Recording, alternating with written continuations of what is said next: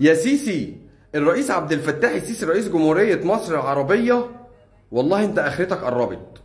انت مختار اجهل وافسد واسوأ ناس في مصر يحكموها، ومش هينجيك من غضب الناس اللي هتطرد كمان 7 سنين، ولا التعليم المتدني، ولا الزراعة اللي فاشلة، ولا الأسعار اللي زادت، ولا إهدار المال العام والقروض اللي علينا، ولا الناس المرضى اللي مش لاقيين مستشفيات، ولا الأراضي اللي عمالين نبيعها، ولا الفلوس اللي عمالة تتهدر، ولا الرشوة اللي بقت منتشرة في كل حاجة.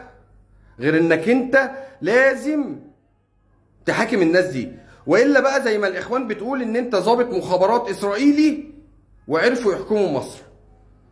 او انت خايف ليه؟ خايف ليه انك تحاكم المفسدين؟ ما الفساد بقى على عينك يا تاجر، واهدار المال العام بقى على عينك يا تاجر، والرشوه بقت على عينك يا تاجر. خايف ليه؟ ما هو يا اما انت ضابط مخابرات اسرائيلي وفعلا قاصد الفساد، يا اما انت مصري ومعاك مصريين محترمين في الجيش والقوات المسلحه يحاكموا الناس دي. ولو عاوز تفويض عشان تعدمهم مستعدين، وهتلاقي اقسم بالله لو عملت كده، لو حاكمت الناس دي بالنائب العام بمجلس النواب، هتلاقي اخوان ومؤيدين ومعارضين كلهم في ظهرك. وفي بديل، والله في بديل.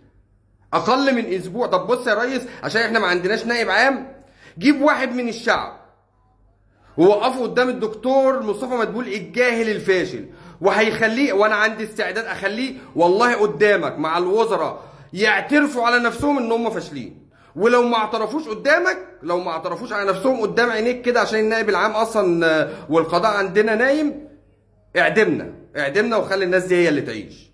بص انا بص واثق في جهلهم قد ايه. غير كده الثوره كده كده هتقوم. مش هتقوم عشان خاطر الناس عاوزه، هتقوم عشان الناس خلاص فاض بيها.